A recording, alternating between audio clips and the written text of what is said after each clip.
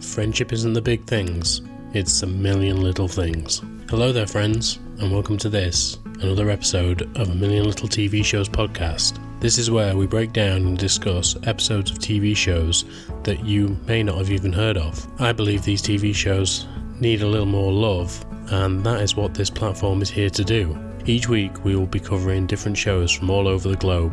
We'll be breaking down each episode, giving you the main highlights, and going through it bit by bit. But for now, I think it's best that we find out what's on the menu today.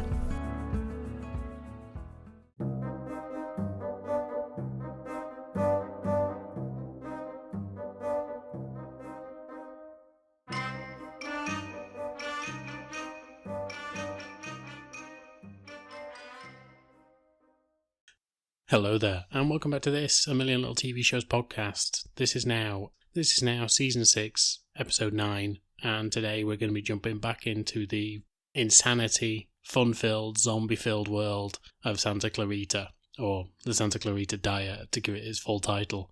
Now, as you'll know, if you listened to the first time that I covered this, if you didn't, go back and have a listen. It's such a good show, it makes me laugh all the time. But this is about a couple of real estate agents who are married, man and wife, and the wife actually ends up having this strange thing happen to her where she turns into a zombie. And then to sort of, I don't know, best way to put it is probably slake her lust for life, i.e. she wants to eat people. He has to start killing people to try and assist his wife and make sure that she's happy. The only problem is that in the last season we started to see that she was starting to fall apart, losing body parts, and it was pretty grim by the end of it, and we're not sure what's going to happen. All he's doing is trying to find a cure for her, and then of course they've got their teenager daughter who is trying to navigate herself through school and through life as well, but with this massive secret of her mother and father are killers because her mother is a zombie. So, such a fun concept. It's got a great cast in it with Timothy Olyphant, Drew Barrymore and Liv Hewson, and it's just a fun concept. I think the two main characters, Drew Barrymore and Timothy Olyphant, just nail it every time. Timothy Olyphant is just brilliant. Anything that he does, he plays everything straight-laced, but is such a comedian that I think it's underrated most of the time how good of a comedian he actually is, or at least comedic actor. But I think I should just get into it and just carry on with this season. So this is going to be Santa Clarita Season 2, Episodes 1 to 3.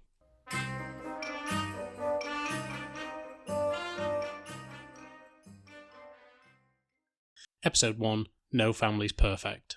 So after last season when Joel ended up smashing up Principal Novak's house and ended up getting arrested, he's been put in a mental institution, and while he's in there he's pacing around. He needs to get out and he needs to get back to Sheila.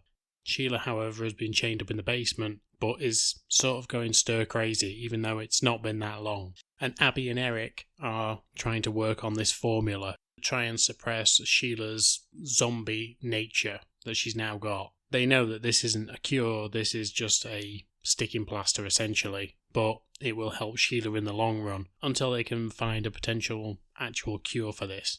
But while Sheila is in the basement, Abby goes down to see her because there is a strange noise coming from there, and she finds that Sheila has been gnawing on a structural beam that is in the basement. And when Abby tells her that she needs to just calm herself because this isn't doing any good and the house is going to collapse if she doesn't actually settle down, Sheila decides that she needs to start listening to her daughter. However, when Abby goes back upstairs, she speaks to Eric, and her and Eric have posted an advert online to find a person of Serbian descent that will throw up for them because they need some bile from a Serbian because apparently they are immune to this, due to the first case of this actually appearing in Serbia. Eric is the only one with the scientific knowledge, so he has to stay behind and actually continue to create this concoction, whereas Abby tells him that she's going to go and meet a strange man online and give him money for vomit, essentially, with the excuse that she has pepper spray, so she's going to be fine. This show is just fucking bizarre. I love it so much. Joel, however, once again picking up some of the best lines in the show, is in this mental institution, and he is also going stir crazy, but he's in the room with a guy called Ron. And when he starts talking to Ron, Ron comes out with this bizarre story of dimensional beings that are stalking him. And he realises that since Ron is a little bit, well, he's in a psych ward, so psychologically challenged, I suppose is a way to put it. Joel actually tells him his full story about his wife and about what they're trying to do, and that his wife is a zombie. But when the nurse comes round to take them out to do a group therapy session, Joel instantly turns around and says, I need to go home. And when Ron says, I need to go home too, he basically says, this isn't about you, Ron. And the comedy timing on it is fucking phenomenal. I loved it so much. It was so funny. And again, he just gets some lines in this that are brilliant. He then goes on a rant about how he believes that he is able to go back into society and how he's cured, even though he's not been there that long. But once he's in session, he actually finds out Ron's true story, that his wife died recently. And even then, he ends up coming up with the goods, because he asks Ron, who had just been to the morgue to see his dead wife, and is obviously struggling with this. He asks him, when you were down there, did you notice anyone with like a Serbian name, or, they generally ends with IC or Vich? And you just think, who asks that? Who asks that of a man who is grieving and clearly going through something? Fucking, the writing in this is so odd, funny. Sheila finds out where Abby's gone due to the fact that Eric just bows to authority at all times. And when she tells him that she needs to go, because she needs to go and find Abby, and she needs to get out of these chains, Eric tells her that he's not going to unchain her unless there is another restraint. So she tells him that she's got handcuffs. And of course she does, because her and Joel have had this new sexual awakening since her infection had happened. And so she starts to describe why having these handcuffs is such a benefit in the bedroom, and then asks, is this too much for you? And he just goes, yeah, it is, yeah. And so she just tells him where to go, get these handcuffs, and then she handcuffs herself, and then he unchains her. But of course, she's a zombie, she doesn't feel pain anymore, so she instantly breaks her thumbs and gets out of the handcuffs. So now, apart from having 2 broken thumbs, she is ready to go. And let's not forget that she is constantly hungry and is a rampaging zombie at times. So she's been let loose again, and now she has to go and find her daughter, who is looking like she might end up in trouble. Okay, so due to his compassion towards this guy Ron, Joel is let go from the facility and is sent home. But instead of going home, he actually goes down to the morgue, where he meets the weird mortician that's down there again. But this time he asks him for something else other than a foot, like he did before. And so this guy, just because Joel's on his own this time, he tells him, well, there's a vagina, I can get you one of those. It's a little past its best, but you can use that. Which is just one of the weirdest sentences I think I've ever heard on TV. But Joel's reaction of, who the fuck do you get down here, is just ridiculous. Because he says, well, mostly men. But Joel instead asks for a gallbladder because he needs the bile, not knowing that Abby has gone off to try and get some of her own. However, when she gets to where her destination is, she's confronted by just this creepy dude. And you knew it was going to happen, because they put an advert out online for someone who wants to throw up. Abby goes into his flat and he does the deed. But when he comes back out, he starts being really flirtatious and creepy. Let's not forget, in this show, Abby is a girl who is in school, and he is flirting with, I'm going to say 15. I know Liv Hewson isn't, but in this show I am assuming that Abby is 15, or around about that age. And so this grown-ass dude is flirting with her and trying to get her to do things. She backs him up, she shows him that she's got pepper spray, and she says, I am leaving right now with this, and walks out. However, when she gets back home, she thinks she's been a badass, but the guy's actually followed her home. However, thankfully at this point, Sheila and Eric come back, and Sheila attacks this guy, and it is a bloodbath. This must have been such a fun scene to film, because the amount of blood and the amount of guts and everything that is just flying here, there and everywhere over their kitchen, it's insane, but it's fucking great to watch. It's so funny. And then of course Joel gets home as well. He walks in and looks at the kitchen and he's like, what the fuck is going on? And so now Joel is just trying to make sure that nobody comes into the house, even though the neighbours turn up, and once they've changed Sheila back up in the basement, even when Sheila orders pizza for them all, the pizza man asks whether he can come in and use their facilities, and they tell him no instantly because the kitchen is a fucking mess, while Joel and Abby are trying to clean it up. Eric excuses himself and goes to the store because he needs to get more cleaning supplies, and when he gets there, he ends up talking to Ramona, who is the store clerk from season 1, who just pops up at the best times whenever anyone is in that store and just offers advice to them, because she just seems to be this little fucking oracle throughout the whole show. And it's such a funny skit. Every time they're in this store, they're constantly staring at an aisle with this look of absolute horror, or they look like their world is just about to end and they don't know what to do about it. They just look lost. And every time Ramona comes down the aisle and asks them if they're okay, and then gives them some worldly advice before heading off into the night, it's fucking brilliant. So funny. Sheila sees how much the toll it's taken on her family, but when she speaks to Joel, she asks him not to give up on her, and he tells her that he absolutely won't. The serum that they've created is essentially going to hold Sheila at the state that she's currently in. And so basically she's just going to be this undead zombie for the rest of her life, or the rest of her death, I suppose. And Joel tells her that he's not going to give up on her, and that they're going to thrive through this. They're going to get through it. They start to make plans of how they're going to put together the basement so that it's a bit more hospitable for her. And then Joel goes to bed, and once he's up there, he realises how alone he is. He and Sheila have never really spent any time apart, and he doesn't want to feel like the way that Ron felt. And so he heads back downstairs, and he gets into bed with his wife. He takes her chain off, and that's it. He tells her that we can get through this. Although she does suggest that they keep the chains for sex stuff, because she's an absolute beast at times. And then Abby comes down as well, because she also misses her mum and doesn't want her to feel left out of all of this. They're going to get through this together, whatever happens. Eric gets a phone call from Ramona, and she tells him that she's just broken up with her boyfriend, and she was wondering if Abby was actually Eric's girlfriend. But Eric tells her, no, we're just friends, and that's just the way it is and always has been. And so Ramona says, well, if you're available, would you like to hang out sometime? Because, as I say, she just split up with her boyfriend, and it was a very messy breakup. Eric agrees that he will, but at this point we see it from Ramona's point of view. She opens the fridge in her house, and we see the mess that was left from her boyfriend, because it turns out that Ramona is also a zombie.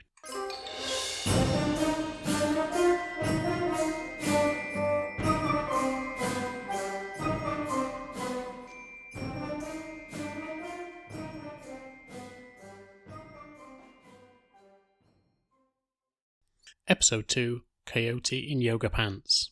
The very next morning, Joel wakes up to see Sheila literally above his head, panting like a dog. And she tells him in the most excited terms that she needs to go out. She needs to get out of here.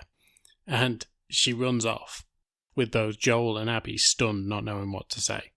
When we actually catch up with Sheila, she is out in the middle of the desert, running around like an absolute lunatic, trying to catch rabbits. She essentially tells Joel that she went out for a run and it just wasn't satisfying her. And so as soon as she saw this rabbit, it just ran across her path and she decided to chase it.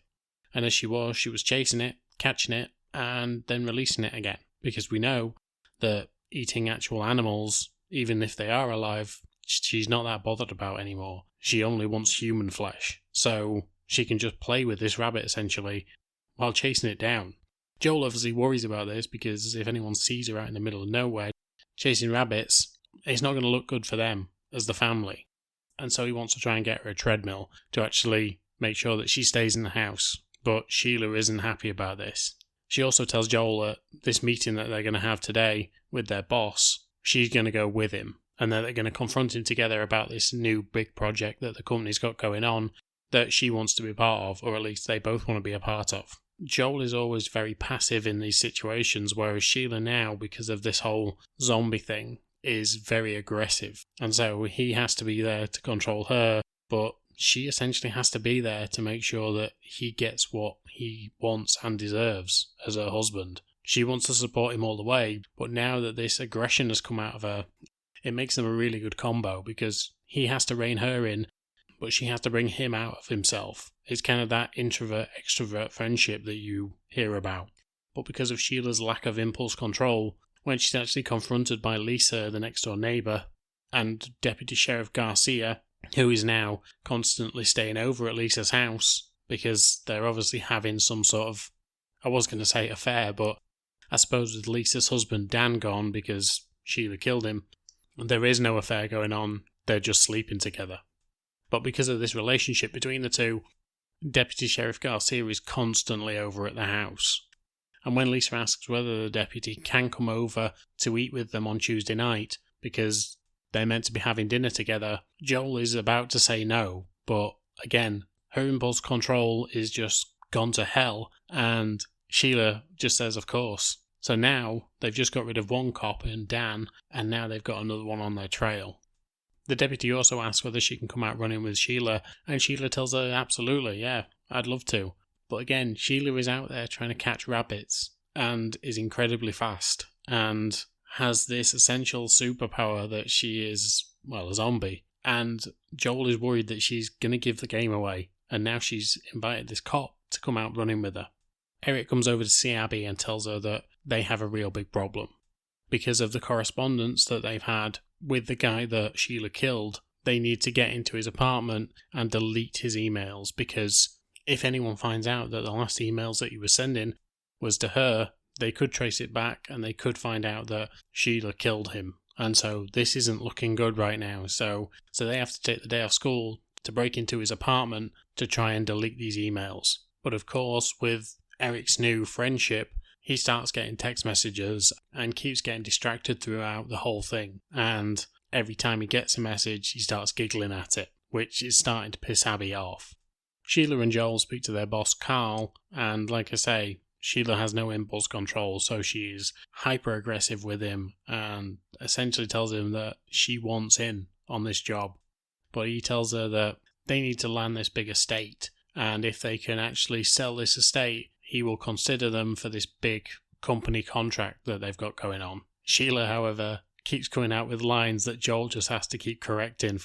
For instance, when she calls Carl a baby, Joel basically tells him that what she means is that you've got sort of really young-looking skin and you are so full of life.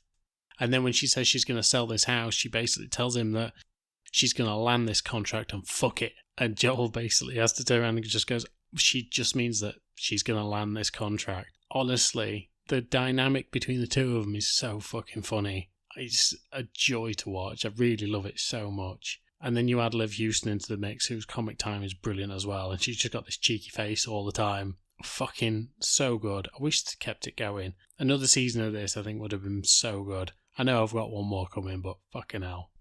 And so Joel and Sheila head over to this house. And as they're talking to the seller, trying to secure this contract, they're doing and saying all the right things. But then their biggest rivals turn up, Chris and Krista, played by Joel McHale and Maggie Lawson. And these two are absolutely cutthroat when it comes to selling. They will deploy any sort of underhand tactics. Whereas Joel and Sheila are very straight-laced, they straight down the line, even though Joel is trying to suppress Sheila's newfound no fucks given attitude. But it seems whenever the situation is so important that Sheila will put this attitude to one side. She wants to win this contract through proper means. However, when Joel and Sheila leave, they start to discuss the Chris's. That's what I'm going to call them from now on. Because essentially, they want to get rid of them, but they're not sure how. But of course, Sheila keeps telling him that there's one easy way to do it, that she could just kill both of them. Joel tells her that it's too risky and that she could end up in jail and that this is what they're trying to get away from. And that there's got to be another way around this, even though he does think about maybe killing just one of them. But then which one? Because they're both dicks according to Joel. Abby and Eric go back over to Goran's apartment, the man who broke into her house, because they need to delete these emails. And so, once they get there, they access his computer but find out that they actually need a fingerprint to be able to access his machine. And so, instead of going full CSI, since they actually in his apartment, they could take a fingerprint from there, they decide that they have to do something else. And that is to go through the box that Sheila gathered together and put in her freezer in the lockup that she's got. And so They head over to the lockup, but this is just a block of ice now. And when they actually chip away and find this thumb, the thumb ends up being attached to the nose still. So they have to end up microwaving it. I've said it before in this episode, in fact, this fucking show's ridiculous, but it just makes me laugh so much. I get such a joy out of it. Joel and Sheila end up going back to the house, and they talk to the woman who's trying to sell. But then the Chris's come back, and they start winning over this old woman. It's here that Joel knows that he has to do something, because this is getting ridiculous now. And so he sees the dog of this old woman, and this old woman doesn't let this dog out ever. Joel opens the door and lets the dog run out. And so when he blames Chris for coming through the door and leaving the door open, Sheila realises what he's doing. Joel tells her to run free, and Sheila heads off after the dog. Obviously now she's been chasing rabbits, and she is fast as fuck. She can just keep going and going. She's got no downfall right now. So she runs after the dog and catches it. And this, of course, will impress the old woman, and she gives them the contract. And so once they find out that they've got this listing, they go and tell the boss. Carl's pleased with them, but he isn't that impressed. But he tells them that his word is his bond, and he will allow them on this project that they're working on, so that they can get a bunch more houses to sell later on down the line. And so when they look at this map of where these houses are going to be built, they realise that this is where they actually buried Gary from the first episode. And so now they have to go back out there and dig up his body to try and move it. But when they do, it turns out that Gary has been reanimated. Not his whole body, because that was shredded, but his head was fully intact. And so now Gary is just going to be a head that they're going to need to deal with, because it is alive, or undead in this case. Once they've got the thumb back to normal, and it can actually be used for the fingerprint, they head back over to Goran's apartment. They open up the computer, delete the emails, and everything's fine, right up until they're just about to leave. And two mysterious people come in, claiming that they know Goran. They both make excuses, but they're really ridiculous excuses. But Abby and Eric get away with it, because this other couple are just as baffled to see them there. This couple then declare, were they here for the bile? So we can only assume that they've got their own problem with a zombie, and they're going down the same path. Since Eric has been getting text messages throughout the episode from Ramona, and Abby's found out about it, she tells him that she wants him to be happy. Even though there is a 3% chance that they could end up together, she is not going to deny him his happiness. And so she accepts that he's not going to always be there. But as a friend, she knows she has to let him go. And so she tells him, look, go and be with Ramona. Go and be happy. Or at least try to be. And she drops him off at where Ramona works. And he heads inside to finally ask her out on a date.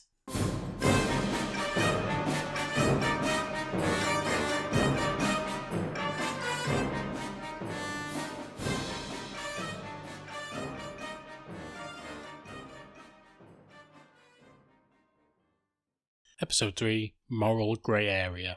So now that they've found the head of Gary, Joel and Sheila aren't sure what to do with it. But obviously he's sentient. He speaks, he thinks, and he tells them what he's been up to in the last month or so that he's actually been in the ground. He tells them that he's been thinking about a lot of things, the bad things that he's done, and he regrets all of them. But just as he's doing so, they actually get interrupted. Because it's the middle of the night, some people are out on dirt bikes. And so they have to get rid of the evidence as much as it is, and they're going to have to take Gary home with them. Joel isn't happy about this, he just wants to kill him. But Gary essentially asks if they can do one last thing for him before they actually kill him. Because even though he was a real creep in his actual life, he always had one good part of him, and that was the fact that his niece Kayla was someone who he absolutely cared for at all times. And he tells Joel and Sheila that there is a deed to a house in Lake Michigan that is hers. She deserves it, but he's been holding on to it until something happened to him, whether he died or what. And so he asks, before he's killed, whether they will do one last thing for him. And that is to make sure that his niece Kayla gets to Lake Michigan and gets this house. He tells them where the deed is, and he tells them where Kayla lives. So Joel and Sheila agree to this, but it means taking him home and keeping him in the basement. But obviously they want to keep Abby out of the basement. So when Abby starts to inquire about a charger for her phone, and whether she needs to go down to the basement. Instead of saying, oh no, we don't want you to go down into the basement, they tell her that they actually want her to clean the basement, so they know that she won't go down there at all. Quite smart thinking, really. Do the opposite to what the child wants. But Abby's going to have enough on her hands because Eric has actually gone out for a date with Ramona. But it seems once they get back to her place, she hasn't eaten a thing when they went for food, which you can kind of understand. She's a zombie after all. Eric thinks he's about to get lucky and goes into the bathroom to freshen up. He gives himself a little pep talk in the mirror, but then hears a noise from the bath. As he pulls the shower curtain back, he finds a dead body in there.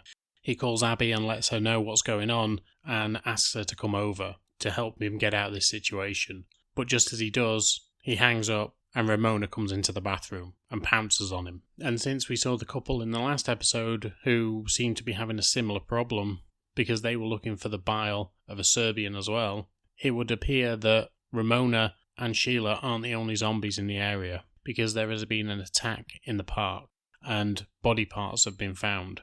Sheila and Joel go over to see Kayla, Gary's niece, and when they get there, they explain the situation that he has gone away. He has gone somewhere where he is unreachable, but he has asked for this piece of paper to be delivered, this deed to this house on Lake Michigan. Kayla's happy at first, but then she starts to realise that she doesn't have a car anymore, and so cannot even get to Lake Michigan. Joel thinks that they've done enough because he just wants a normal day, he just wants to go home. But Sheila convinces him, once again, to do the right thing, and tells him that they promised Gary that they would get her to Lake Michigan, and is she on Lake Michigan yet? No. So they need to help her out as best they can. And so even though Joel had plans that day, everything is going by the wayside. So now Joel and Sheila go over to Kayla's ex-boyfriend, a man named Boone. However, when they actually get there, he is hyper-aggressive. He is an alpha male. You can tell his energy just by looking at him. And before they left Kayla's, Kayla had warned them just to be careful around him. However, once they get into the house, they just think it's going to be an easy transaction. They're going to give him money and they're going to get the car back. Once inside, however, he heads off into another room to go and get the keys. But Joel starts looking around his living room, and I genuinely can't believe that they both missed it as they walk in. But there is a cabinet, and it has all Nazi memorabilia in it. Joel instructs Sheila to come and have a look, and when she does, her eyes light up, because essentially she can rid the world of this awful man, and no one's really going to miss him, and especially if people go and investigating, they're going to just find out that he was a Nazi. So she starts to concoct a plan. When he comes back through, even though Joel's telling her, no, we can't do this, he starts saying things like that he's just taken drugs and so he can barely feel anything. So Sheila is champing at the bit, but Joel keeps trying to hold her back. After another moment, another guy walks in, and he seems to be from the same way of thinking as Boone. And so Sheila starts to get more and more excited as she finds out that there's a group of them that play baseball together that all enjoy this affiliation with the Nazis. Sheila decides that she's going to take tonight off and that she's going to come back at a later date. And hopefully she's going to take them down one at a time because, once again, she's just doing her civic duty. And then because all day Joel has been complaining that he hasn't been able to do anything normal that day, Sheila takes him for Chinese so that he can actually eat and plan what they're going to do with Gary when they actually find him. They've given Kayla a car and she's on her merry way. And so we get back to Gary, or in fact, we get back to Abby. Abby ends up shirking her duties, as in cleaning the basement, which is what Joel and Sheila wanted, and she heads over to Ramona's. However, once she gets there, she finds out that Ramona and Eric have just slept together. Eric's world seems absolutely rocked by this, but it is his first time, and he's just in that post-sex euphoria. Eventually, Ramona starts to tell him about the degeneration of her body, as in she's actually started to lose parts, much like Sheila did last season. And so Eric tells her that we've got something for you, we can actually help you, and then we can live a happy, normal life. They go over to Abby's place and he injects her with the serum. However, once he starts to try and make plans with her again, she tells him that she was just using him. She has no feelings for him, and the sex was just to get his guard down. And straight away you can see that he is heartbroken by this, that she used him for sex, and that he was essentially rubbing his relationship in Abby's face the whole time. Abby tells him she's okay with this, and that she understands what he was doing, but they seem to have an awkward moment together. And to stop the awkward moment, Abby suggests that he leave, and so she can go and clean the basement. And that's exactly what she heads off to do. Once she gets down there, she hears talking coming from a cupboard, and as she walks over, opens the cupboard, of course Gary's hanging up in there. And so now she doesn't know what the hell to do.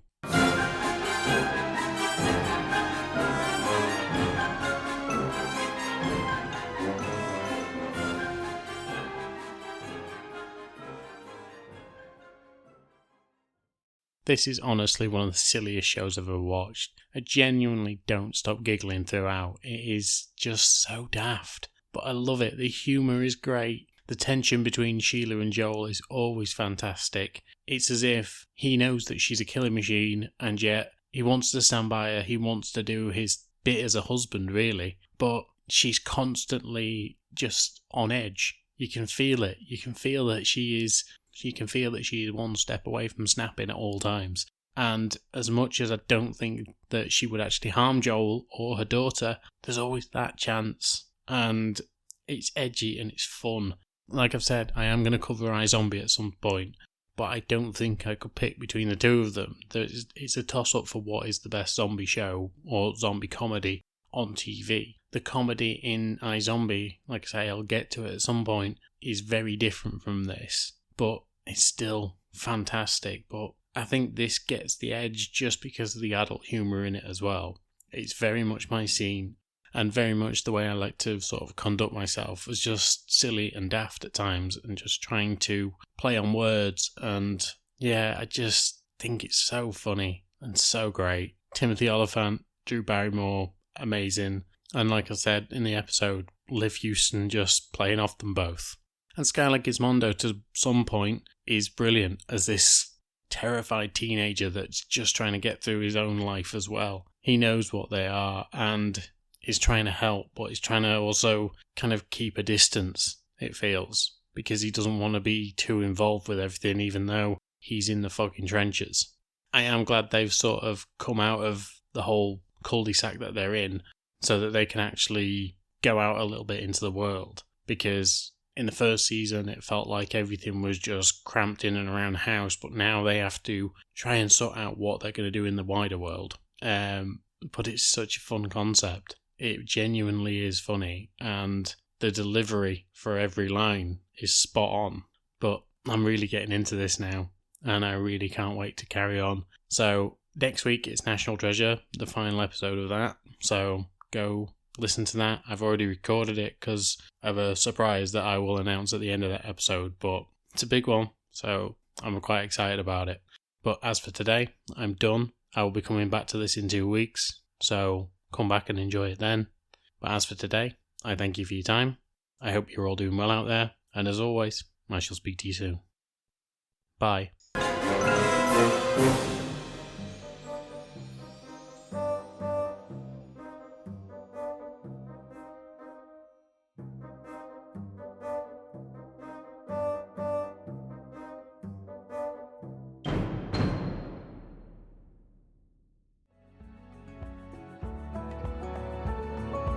And that is it for now, amigos. And yes, I am as angry as you are at me for that sentence, but I hope you enjoyed the show and had some fun along the way. It means a lot that you are listening and supporting me. This is an independent podcast after all, and doesn't get a lot of backing, so it is great to know that you're out there, you're listening. And if you want to come talk to me on any of the platforms I'm on, just come say hi. I'm on Instagram, I'm on Twitter, and I'm even a little bit on TikTok. I don't post that much, but I'm on there. And you can also drop comments in the comment sections on any of the platforms: Spotify, Apple Podcasts, Podbean, wherever you get podcasts from. But as always, thank you for your time, and I will speak to you soon.